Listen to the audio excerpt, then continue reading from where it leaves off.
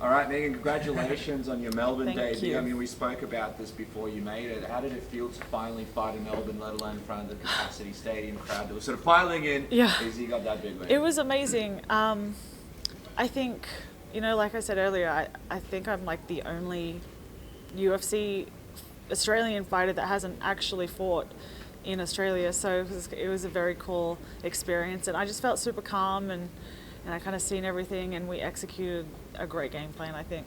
You seem to be pretty emotional after the fight. Was it just the significance of coming here to Australia and winning?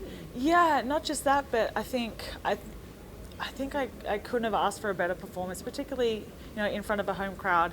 Kind of what I said in the cages, I haven't performed to what I know my ability is in my last couple of fights, and this is what this fight was all about: is showing what I'm capable of and just doing me and not kind of forcing everything.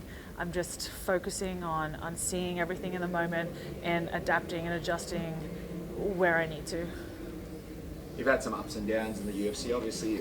You just mentioned it. Do you feel like we're seeing the best Megan Anderson right now, right here in Melbourne? Definitely. I think a lot of people kind of doubted my skills, and they kind of, I see where they're coming from in that regards, just because I know that I didn't fight to what I know my potential is, but I think this is a new era for me. You're seeing a different Megan, and I am a well-rounded athlete, and I think we're on the up and up. I'm very excited.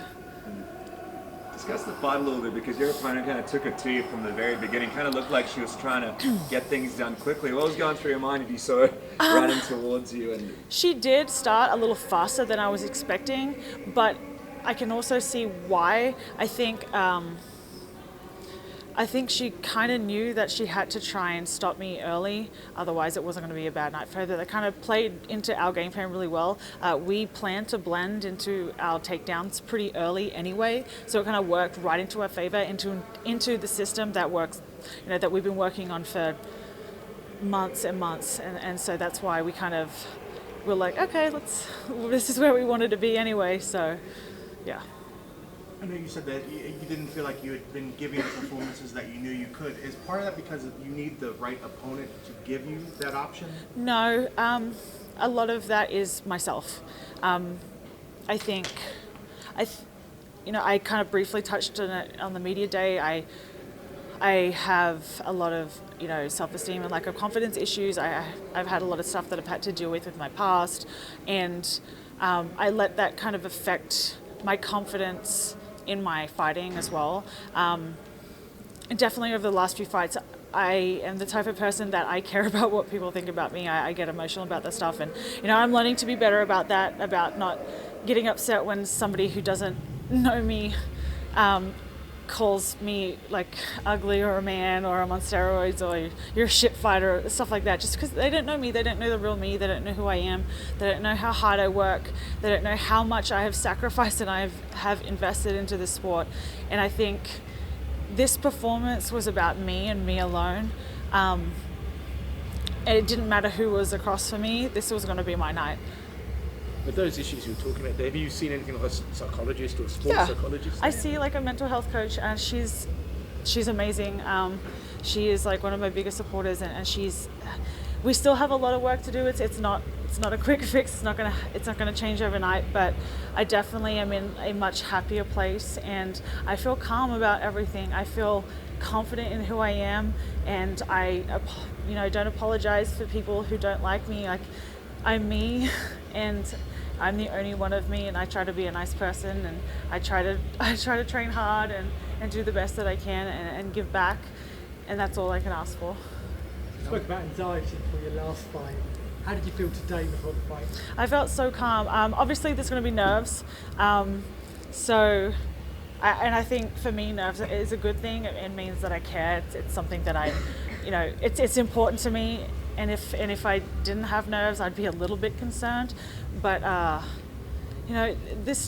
liked the morning fight because I didn't have all day to kind of stew over like being nervous, and it was kind of like, I'm up, I've got to get to the bus, we're fighting in a couple of hours. So it was kind of good. So we didn't have to deal with that side of things. But I don't know, everything was just super calm, and I was just ready. I'm ready to have like a complete meal and not feel nauseous because of my nerves. How much easier is life as a winning fighter when you're dealing with them self-esteem and confidence issues? I mean, it must have a big impact to, be winning rather than coming off a loss and having anxiety ahead of a fight. Yeah, definitely. And I think too, I have a really good team around me. I think some fighters can get into the mentality of like after a win, they kind of get a little bit too big for themselves, or like they get a little too overconfident. Whereas I have a really good team. They keep me honest. Like they won't let me get too big for my boots. They'll cut me down pretty quick. And that's what I need. Like I don't want to brag, and I don't want to be one of those fighters that shit talks or all that kind of stuff. Like I'm grateful to be here, and I'm grateful to have the performance that I did. And even walking back, I'm talking to my coach like, was that transition okay? Like, what else did I need to do? Like, kind of talking about positional stuff, like things that we can work on. And that's just the type of gym that we are. Like, even in wins, we can find lessons to learn. Is it extra special as a submission win because you're so well known for your striking ability? Is that extra? Definitely, and despite what people think, I hardly train my striking anymore. I maybe do one 30-minute pad session with James a week on my striking. All I do is wrestle and grapple. So despite what people think, I think I spar strictly just stand up once a week. I do one 30-minute session on pads a week, and that is it on my striking. We focus a lot, and that's the thing is I knew this is kind of something that I wanted to show, even to myself, because I do this in the gym all the time, and I think it was just one of those things where I was just going to be like, fuck it, let's just do it in the cage as well. And I think for me that was a confidence booster, like executing what I wanted to do that I do in the gym every day in the actual cage in a live fight.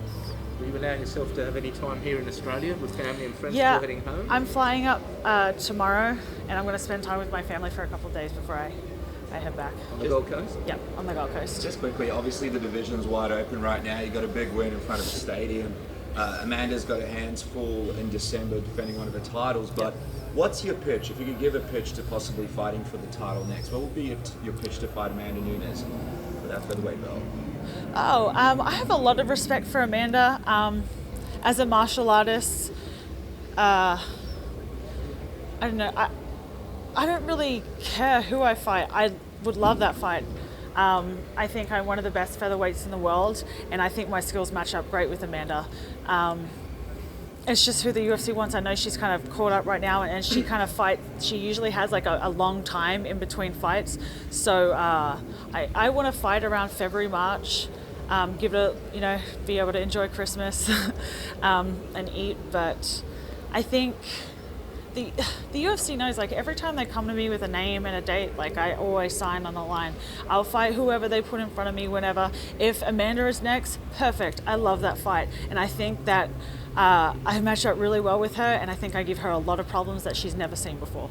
Is there a part of you that worries the division may not stick around that much longer, so you want to sort of get to Amanda as soon as possible to maybe fight for that title? Yeah, of course, but I have no control over that, and once upon a time, like, I stressed about that, and I kind of felt like I had to win, and I had to put on good performances. What was going through your mind at that point when you were stressing about it? Yeah, well, I felt like I had to win to keep the division alive, or I had to put on a great performance to show them that they should keep us. But that's not, if they're going to cut the division, like, one person isn't going to change that. And I think this is my 4th fight in 16 months, so if they didn't want to keep the division, I wouldn't be so active. So hopefully they, because I know Mick is the one that kind of handles the featherweight division, so I hope he starts signing more people. And I know there's a lot of girls in Invicta. Pam Sorensen, their champion, Caitlin Young. I know there's Faith McMahon, who's from New Zealand as well. I think there's a lot of female fighters in the featherweight division that would be perfect to transfer over to the UFC from Invicta that would help bolster the division. Congratulations. Awesome. Thank you very much, guys. Congratulations.